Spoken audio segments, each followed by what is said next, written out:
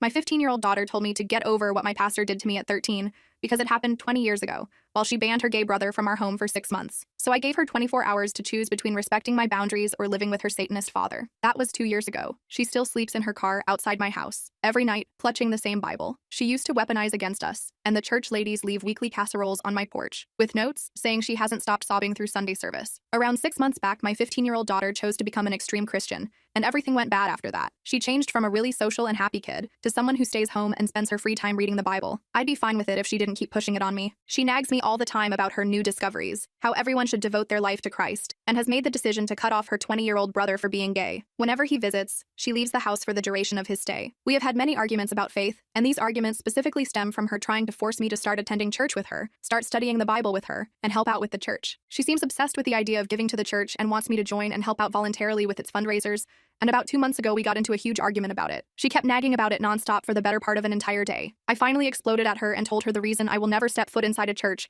is because when I was 13, I was the victim of rope at the hands of the pastor in my church at the time. She went quiet when she heard this. I apologized to her, saying I probably should not have dumped that on her, but that she needed to understand where I was coming from. She seemed to accept this answer of mine, but only for about a week. She began nagging again, but this time it was about me becoming Christian again. I asked her if she wants me to attend church, and she said preferably. I shut her down again. We have been going back and forth like this for the last while, and it has been really getting on my nerves. Tonight was when she totally crossed the line. Me and her were having dinner when she started talking about wanting me to become Christian again. I had just finished a 10-hour shift and was honestly in no mood to entertain her talks, and responded with, "For the 1,000th time, the answer is no. Stop nagging me." She looked at me for a second before saying, "I get what happened to you is bad and all, but it happened over 20 years ago. Get over it. Open your heart to Christ." I looked up from my plate and shot her a stare so vicious she actually excused herself and went upstairs. I took a minute to compose myself and think about what my own daughter had just said to me, and then I came up with a decision. I stormed upstairs into her room and told her this was going to end one in 2 ways. Either she stops nagging me about her stupid Christian nonsense once and for all, or she can pack her little Bible and get the F out of my house and go reside at her father's for the time being,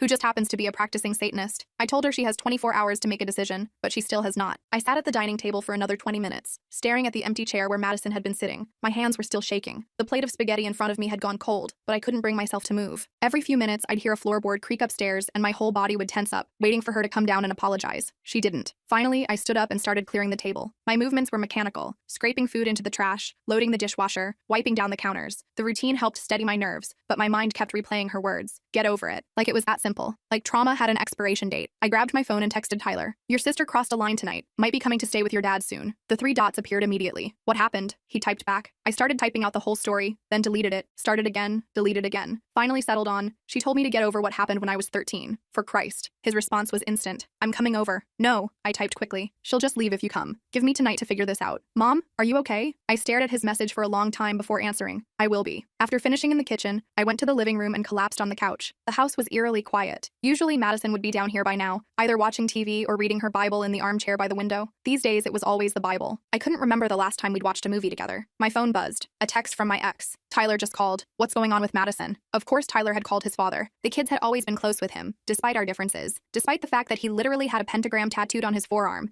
and kept an altar in his basement. The irony wasn't lost on me. My devout Christian daughter might end up living with a card-carrying member of the Satanic Temple. "She's been pushing me about church again," I typed. "Told me to get over being assaulted. Gave her an ultimatum. Stop the religious pressure or go stay with you." "Jesus," he replied. Then, "Sorry, poor choice of words. You want me to talk to her?" "No, this is between us. Just wanted to give you a heads up in case she shows up with a suitcase tomorrow. My door's always open for her. You know that. But damn, Sarah, I'm sorry. That's effed up." I put the phone down and rubbed my temples. A headache was building behind my eyes. 10 hours on my feet at the warehouse, and now this. I should probably eat something, but the thought of food made my stomach turn. The stairs creaked. I looked up to see Madison standing at the bottom, her Bible clutched to her chest. She wouldn't meet my eyes. "I'm getting some water," she said quietly, moving toward the kitchen. I watched her go, noting how she gave me a wide berth as she passed, like I was dangerous, like I was the one who'd said something unforgivable. She came back with her glass and paused at the stairs. For a moment, I thought she might say something, apologize maybe, or double down. Instead, she just stood there, shifting her weight from foot to foot. 23 hours, I said, my voice steady despite the ache in my chest. "That's how long you have left to decide." She flinched but didn't respond, just turned and went back upstairs. A moment later, I heard her door close. Not a slam. Madison never slammed doors anymore. Everything she did these days was measured, controlled, righteous. I pulled out my laptop and opened my work email. Might as well get a head start on tomorrow's inventory reports. Anything to keep my mind busy. But I found myself staring at the screen, unable to focus on the numbers. 6 months. That's all it had taken for my daughter to become a stranger. 6 months since she'd gone to that youth group event with her friend Cassie. She'd come home glowing, talking about how she'd felt the Holy Spirit move through her. I'd I'd been happy for her at first. I'd thought maybe it would be good for her to have that community, that sense of purpose. I hadn't anticipated the isolation, the judgment, the way she'd look at Tyler like he was diseased, the way she'd look at me like I was a project that needed fixing. My phone rang. The caller ID showed my mother. "Hi, Mom," I answered, trying to keep my voice normal. "Sarah, honey, Tyler just called me. He's worried about you. What's going on with Madison?" "Great." Tyler had called in reinforcements. "It's fine, Mom. Just teenage stuff. He said she's been harassing you about church, that she said something about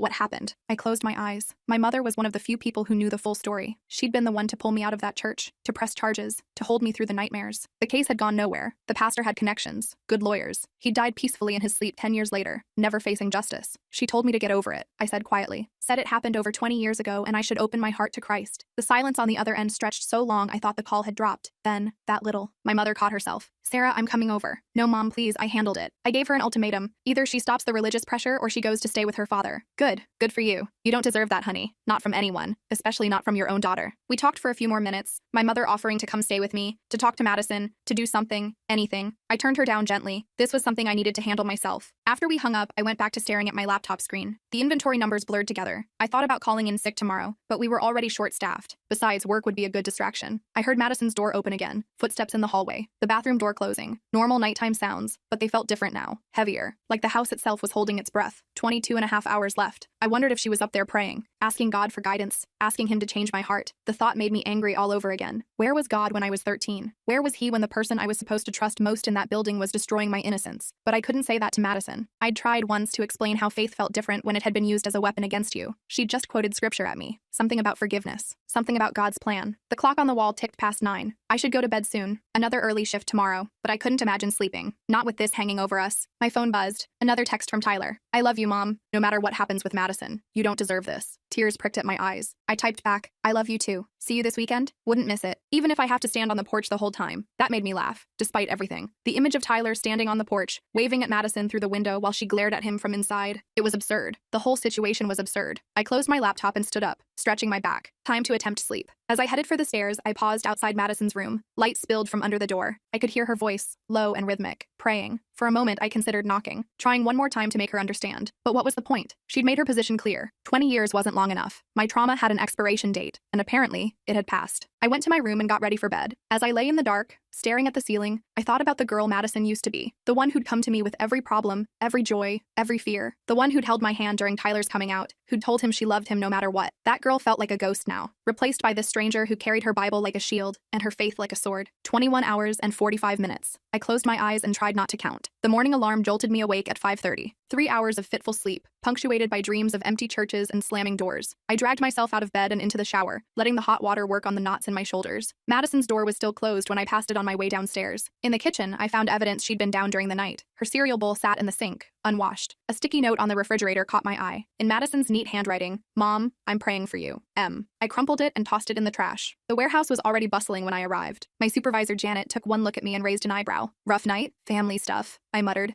grabbing my clipboard and heading for the loading dock. The physical work helped. Lifting boxes, scanning barcodes, organizing shipments. It kept my hands busy and my mind occupied. But every time I checked my phone, the countdown continued. 18 hours, 17, 16. During my lunch break, I sat in my car and called my sister. She answered on the third ring. "Hey, Sarah, what's up?" "Madison told me to get over being assaulted. Said I should open my heart to Christ." The silence stretched. Then, she said what? I explained the whole situation. The months of pressure, the ultimatum, the ticking clock. My sister listened without interrupting. "So she has until tonight to decide," I finished. "Either she stops the religious harassment or she goes to live with her dad." "The Satanist dad?" "That's the one." My sister let out a low whistle. "That's some poetic justice right there. How's she handling it?" "Silent treatment so far. Left me a note saying she's praying for me." "Of course she did." My sister paused. "You know I support you, right?" What she said was completely out of line. You don't tell trauma survivors to just get over it. I keep wondering if I'm being too harsh. She's only 15. 15 is old enough to understand basic human decency. You've been more than patient with her, Sarah. You revealed your deepest trauma to help her understand, and she threw it back in your face. After we hung up, I sat in the parking lot for a few more minutes, watching trucks pull in and out of the loading bays. My phone buzzed. A text from Madison. "Can we talk when you get home?" I stared at the message, then typed back, "Yes." The rest of my shift crawled by. Every time I glanced at the clock, time seemed to have slowed down. My coworkers noticed my distraction. I dropped a box of electronics, earning a sharp look from Janet, messed up 3 shipping labels, nearly drove the forklift into a support beam. "Sarah, go home," Janet finally said around 3 p.m. "Whatever's going on, you're no good to me like this." I didn't argue. The drive home felt both too long and too short.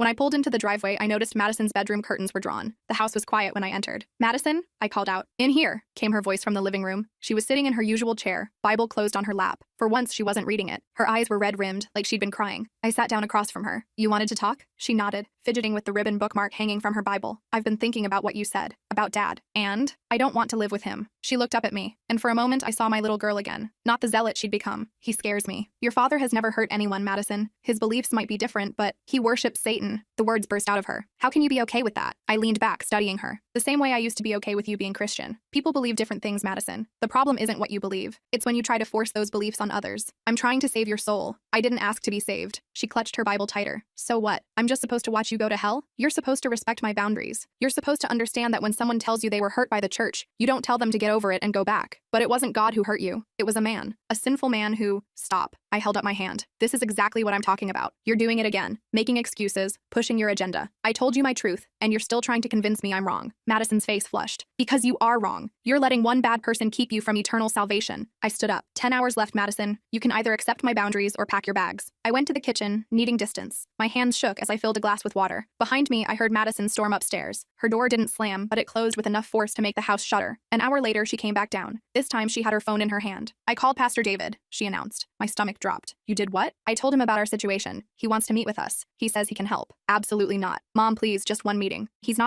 a good man. He has a family, 3 daughters. He would never—" I said no. "You're being unreasonable. I'm being protective of my mental health. There's a difference." Madison's eyes filled with tears. "Why won't you even try? For me? Why won't you respect my trauma? For me?" We stared at each other across the kitchen. The gulf between us felt insurmountable. "Fine," she said finally. "But I'm not giving up on you. That's your choice. But if you keep pushing, you'll be making it from your father's house." She fled upstairs again. This time I heard her on the phone, voice muffled but urgent, probably calling her pastor back, or maybe calling friends from church, rallying support. I wondered what version of the story she was telling them. Tyler arrived around 6 p.m., despite my request for him to stay away. He let himself in with his key, found me in the kitchen staring at a cup of coffee that had long gone cold. "I couldn't stay away," he said, pulling me into a hug. "How are you holding up?" "She called her pastor, wants me to meet with him." Tyler pulled back, eyes flashing. "She didn't." "She did." "Where is she?" "Upstairs." "Tyler, don't—" But he was already heading for the stairs. I followed, my heart racing. He knocked on Madison's door. "Go away," came her muffled voice. "It's me," Tyler said. "Open up." I said go away. Tyler looked at me, then back at the door. "Madison, I'm your brother. We need to talk." "I don't have a brother anymore." The words hit him like a physical blow. I saw him flinch, saw the pain flash across his face. "Yes, you do," he said quietly, "and he loves you, even when you're being a self-righteous brat." The door flew open. Madison stood there, Bible clutched to her chest, eyes blazing. "Don't you dare—" "Don't I dare what? Call you out for being cruel? For using your faith as a weapon?" Tyler stepped forward. "You told Mom to get over being assaulted. Do you have any idea how messed up that is? I'm trying to help her." "No, you're trying to control her. There's a difference." Madison's face crumpled. "You wouldn't understand.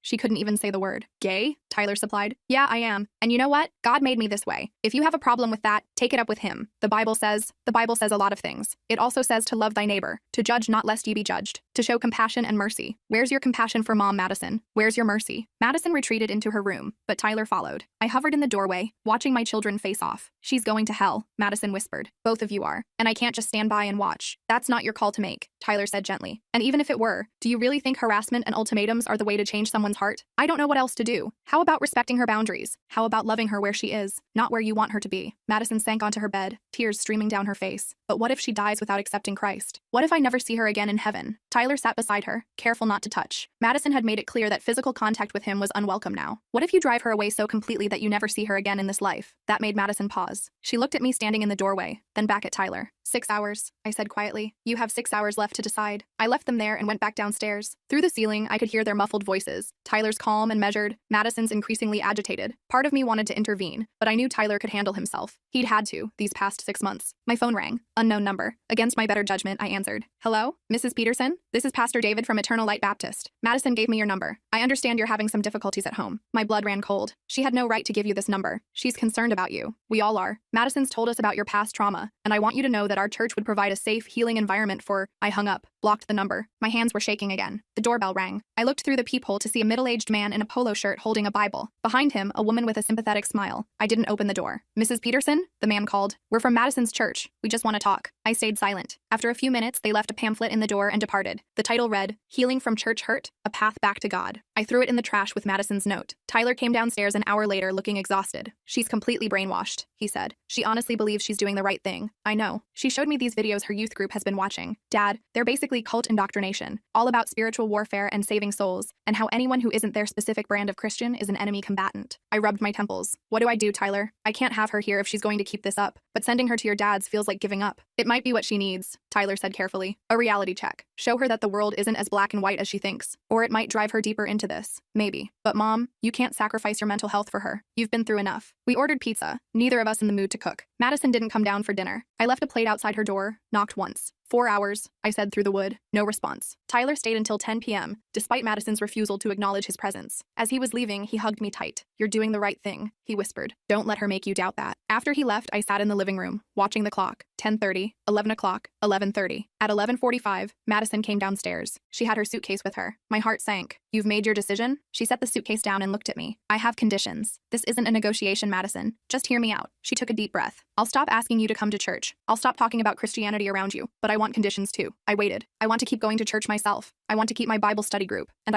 she hesitated. I want you to promise you won't try to turn me away from my faith. I've never tried to turn you away from your faith, Madison. I've only asked you to stop forcing it on me. And I want Tyler to stop coming here. Absolutely not. Mom, no. Tyler is my son. He's your brother. He's welcome in this house anytime. Madison's jaw clenched. Then I can't promise I'll be here when he visits. That's your choice. But he's not being banned from his own home because of your prejudice. It's not prejudice. It's Madison. I stood up. You have 15 minutes. Either you accept that this house will remain a safe space for all my children, regardless of their sexuality, or you can finish packing that suitcase. She stared at me for a long moment. Then she picked up her suitcase and headed back upstairs. I thought that was her answer. But 5 minutes later, she came back down. No suitcase this time. Fine, she said, the word bitter in her mouth. I'll tolerate him. And my boundaries? I'll respect them. No more pressure about church. No more comments about my trauma. No more bringing church people to the house. Her face went red. You saw them? I saw them. I'm sorry. I thought maybe if you heard from someone else. Madison, when someone tells you no, it means no. It doesn't mean find another angle. It doesn't mean bring in reinforcements. It means no. She nodded, looking at her feet. I understand. Do you? Because we've had this conversation before and you didn't seem to understand then. I do now. She looked up at me and there was something different in her eyes. Not acceptance exactly, but maybe the beginning of it. I don't want to lose you, Mom. Even if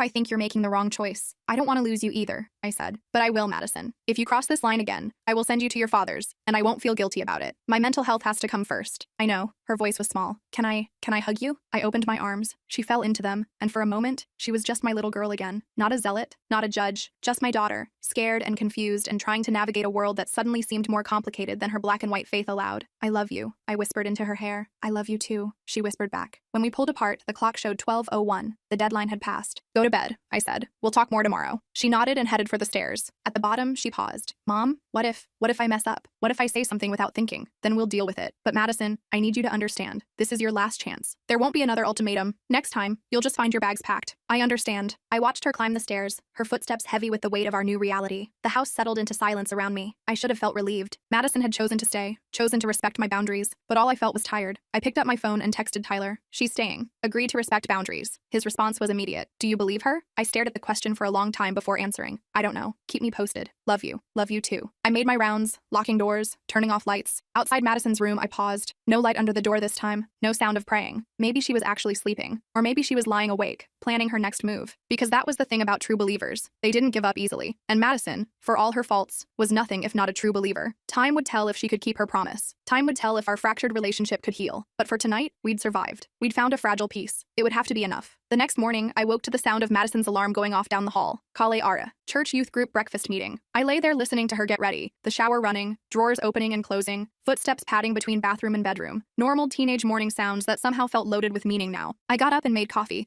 standing at the kitchen window watching the sun rise over the neighbor's fence. Madison came down 20 minutes later, dressed in her modest skirt and blouse, hair pulled back in a neat ponytail. She paused in the doorway when she saw me. Morning, she said quietly. Morning. Want some breakfast? She shook her head. They'll have food at the meeting. We stood there awkwardly, the kitchen island between us like a demilitarized zone. I sipped my coffee. She adjusted her Bible bag on her shoulder. I'll be back around noon, she said finally. Okay. She turned to leave, then stopped. Mom, I meant what I said last night, about respecting your boundaries. I nodded, not trusting myself to speak. She left through the front door, and I watched through the window as she got into her friend Cassie's car, the same friend who'd invited her to that first youth group meeting 6 months ago. My phone buzzed. Tyler checking in. How's the morning going? Quiet, I typed back. She went to youth group. Want me to come by later? I thought about it. Madison had said she'd tolerate him, but I wasn't ready to test that promise yet. Give it a few days. Let things settle. Understood. Here if you need me. I spent the morning doing laundry, vacuuming, all the mindless tasks I'd been putting off. Every time I passed Madison's room, I noticed small changes. The poster of her favorite band was gone, replaced by a cross. Her bookshelf, once full of young adult novels, now held only religious texts and study guides. Around 11 a.m., my ex called. Sarah, just wanted to check in. Tyler filled me in on what happened. She's staying, I said. For now, that's good, I think. Is it good? I don't know yet. She agreed to respect my boundaries, but you're waiting for the other shoe to drop. Something like that. He sighed. You know, when I told her about my beliefs last year, she cried for 3 days, kept asking how her father could worship the devil. I tried explaining that Satanism isn't actually about worshiping Satan, that it's more about individualism and rejecting arbitrary authority, but she wouldn't hear it. I remember. The irony is, the Satanic Temple has been more respectful of my boundaries than she has. They've never once tried to convert anyone or shown up at my door with pamphlets. I laughed despite myself. Maybe you should make her read the 7 tenets. 1 through 7 of the temple's fundamental tenets is about compassion and respecting others' freedoms. She might learn something. We talked for a few more minutes before hanging up. It was strange how easy things were between us now, years after our divorce. We'd found a rhythm, a friendship even. Madison used to love that we got along so well. Now she saw his beliefs as a personal attack on her faith. She came home right at noon, as promised. I was in the living room folding towels when she walked in. Her eyes were bright, cheeks flushed with excitement. Good meeting?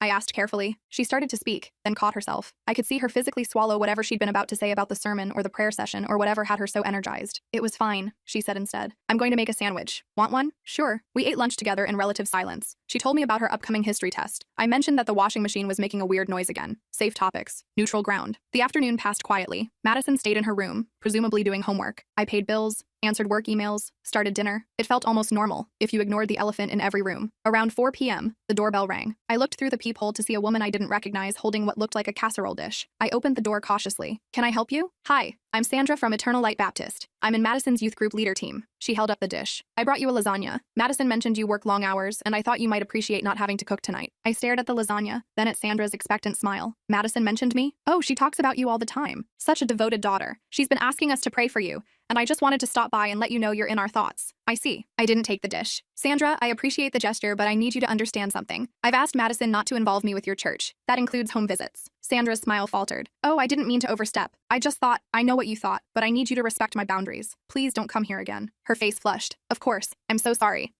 She gestured vaguely with the lasagna. Goodbye, Sandra. I closed the door and leaned against it, heart racing. Through the window, I watched her walk back to her car, probably wondering what kind of heathen turns down free lasagna. Mom? Madison stood at the top of the stairs. Who was that? Sandra from your church, with a casserole. Madison's face went pale. I didn't ask her to come here. I swear. She must have gotten the address from the church directory. But you've been asking them to pray for me? She bit her lip. Is that crossing a boundary? I didn't think. What exactly have you been telling them about me, Madison? Nothing specific. Just that you're going through a hard time and need prayers. I climbed the stairs slowly, stopping a few feet from her. Madison, when you ask people to pray for me, they assume I want their prayers. They assume I want their casseroles and their visits and their interventions. Do you understand? I didn't think about it that way. Start thinking about it that way. She nodded, eyes filling with tears. I'm sorry. I'll tell them to stop. Tell them what, exactly? To stop praying for you? I don't care if they pray for me in their own homes. I care when it leads to them showing up at mine. I'll make sure they understand. I went back downstairs, leaving her standing in the hallway. A few minutes later, I heard her on the phone, voice low and urgent. Good. Maybe she was actually learning. Dinner was tense. We picked at our food, the frozen pizza I'd thrown in the oven instead of cooking the chicken I'd planned. Madison kept shooting me guilty looks across the table. I really am sorry about Sandra, she said finally. I know. It's just hard. Everyone at church asks about you. They want to know why you never come, why you won't let them help. I don't know what to tell them. Tell them it's none of their business. But they're my church family. They care. No, Madison. They're curious. There's a difference. She pushed her pizza around her plate. Pastor David asked about you today too. I set down my fork. And? I told him you weren't interested in meeting. He said he's praying for your heart to soften. How nice of him. He means well. I'm sure he does. So did the pastor who assaulted me. He was very well-meaning right up until he wasn't. Madison flinched. That's not fair. No. What's not fair is having to relive my trauma every time someone from your church decides they know what's best for me. We finished dinner in silence. Madison cleared the table without being asked, loaded the dishwasher, wiped down the counters, penance through housework. I was settling in to watch TV when my phone rang. Unknown number. I almost didn't answer, but something made me pick up. Is this Sarah Peterson? A young woman's voice, nervous. Yes? Hi, my name is Valley. I was in Madison's youth group. I got your number from the church directory. I'm sorry to bother you, but I wanted to talk to someone. And Madison mentioned that you're not really religious. And I thought maybe, Valley, slow down. What's going on? I think I might be gay. The words came out in a rush. And I don't know what to do. Everyone at church says it's wrong, that I need to pray harder. But I've been praying for years and nothing's changed. Madison said her brother is gay and you're okay with it. And I need to talk to someone who won't tell me I'm going to hell. I closed my eyes. How old are you, Valley? 16. Do your parents know you're calling me? No, they'd freak out. They're super involved in the church. Valley, I can't have this conversation without your parents' knowledge, but I can give you some resources. There are support groups, online communities for LGBTQ Christian youth. I don't think I want to be Christian anymore, she whispered. Is that bad? That's something only you can decide. But Valley, you're not going to hell. You're not broken. You're not wrong, okay? She was crying now. Thank you. I'm sorry for calling. I just didn't know who else to talk to. It's okay. But Valley, please talk to a counselor at school. Someone who can actually help you navigate this. After she hung up, I sat staring at my phone. Madison appeared in the doorway. Was that Valley? She asked. You gave her my number? No. I mentioned once that Tyler was gay and you were supportive. She must have looked you up in the directory. Madison paused. What did she want? That's private. Is she okay?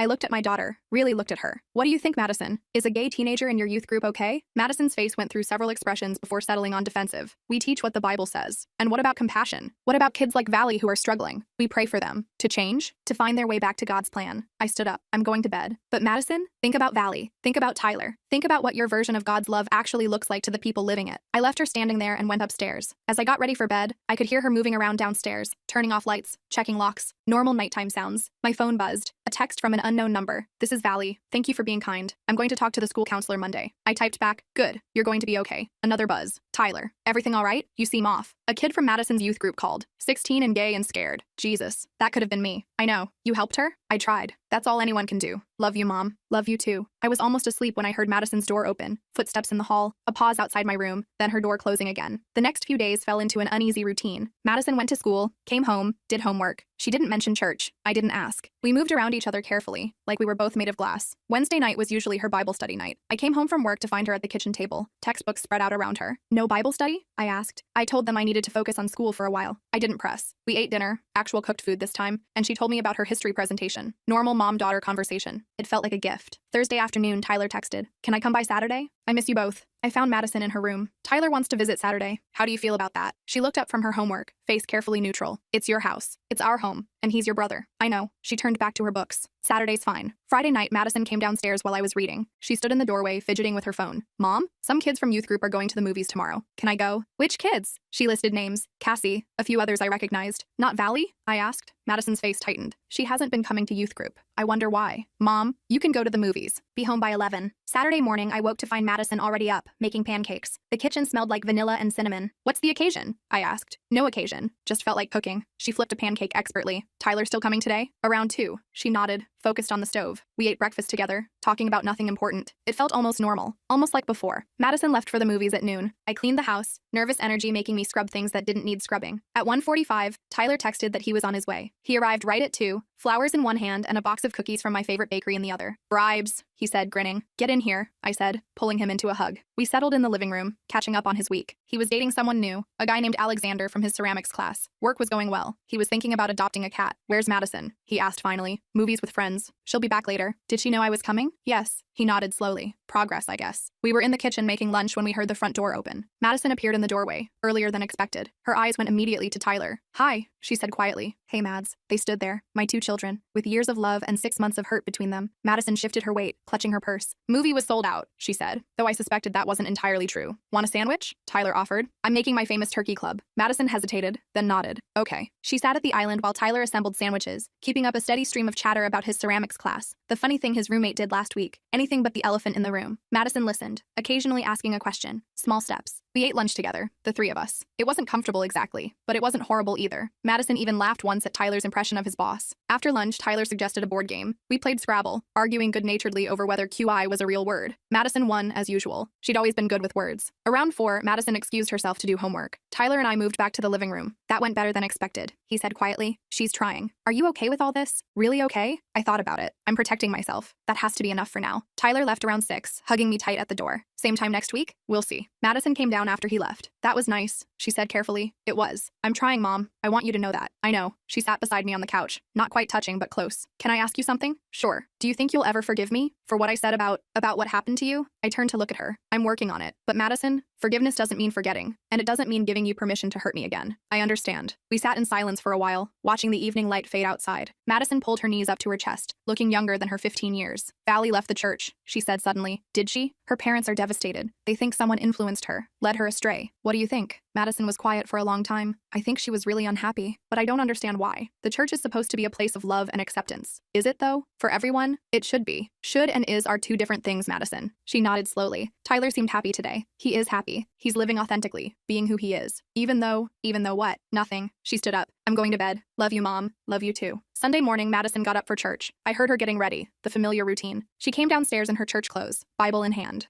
See you later, she said. Have a good service. She paused at the door. Mom, I'm not going to ask you to come. Not ever again. I promise. Thank you. After she left, I made coffee and sat on the back porch. The morning was crisp, fall settling in. I thought about Valley, hoping she'd found someone to talk to. I thought about Tyler, happy with his ceramics and his new boyfriend. I thought about Madison, trying to reconcile her faith with the messy reality of human existence. My phone rang. My mother. Just checking in, she said. How are things? Complicated, but better, maybe. Madison still being respectful? So far. And you? How are you doing with all this? I watched a cardinal land on the fence, bright red against the weathered wood. I'm okay. Still waiting for the other shoe to drop, but okay. You know I'm proud of you, right? For standing up for yourself? Thanks, Mom. That little girl needs to understand that faith without compassion is just control. After we hung up, I went inside and started on the pile of work I'd brought home. Spreadsheets and inventory reports. Mind-numbing but necessary. I was deep in numbers when Madison came home. She looked subdued, moving quietly through the house. I found her in the kitchen, making tea. How was church? I asked. Fine. She poured hot water over her tea bag. Pastor David asked about you again. And? I told him you weren't interested and to please stop asking. She looked up at me. He seemed surprised. Good for you. He said he'd continue praying for you. That's his choice. Madison nodded, stirring honey into her tea. Mom, can I tell you something without you getting upset? I can't promise I won't get upset, but I promise to listen. I've been thinking about what you said. About Valley. About Tyler. About compassion. She paused. I don't agree with their choices, but maybe. Maybe I haven't been showing love the way I should. It wasn't much. It wasn't an acceptance of who Tyler was, or an understanding of what Valley was going through, but it was a crack in the armor, a tiny admission that maybe her way wasn't the only way. That's a start, I said. The week that followed was quiet. Madison kept her promise. No mentions of church, no pressure, no surprise visitors with casseroles. She went to youth group, to Sunday service, to Wednesday Bible study, but she kept it to herself. Tyler visited again the next Saturday. This time Madison stayed for the whole visit. They didn't talk about anything deep, but they talked. She even hugged him goodbye. Quick and awkward but genuine. That night I found her reading in her room. Not the Bible for once, but one of her old novels. Good book? I asked. I forgot how much I liked this series. She looked up at me. Is it okay that I'm reading something besides the Bible? Madison, you can read whatever you want. You know that. Sometimes I feel like if I'm not studying scripture every free moment, I'm failing somehow. Failing who? She thought about it. I don't know. God? The church? Myself? Maybe you need to figure out what you believe, not just what you've been told to believe. That's scary. Most important things are. I left her with her book and went to bed feeling something I hadn't felt in months. Hope. Not that Madison would abandon her faith. That wasn't what I wanted. But hope that she might find a version of it that left room for love. Real love. The kind that doesn't come with conditions or ultimatums. The next morning, I woke to find a note on the kitchen counter. Madison's handwriting. Mom, went to early service. I love you. Thank you for being patient with me.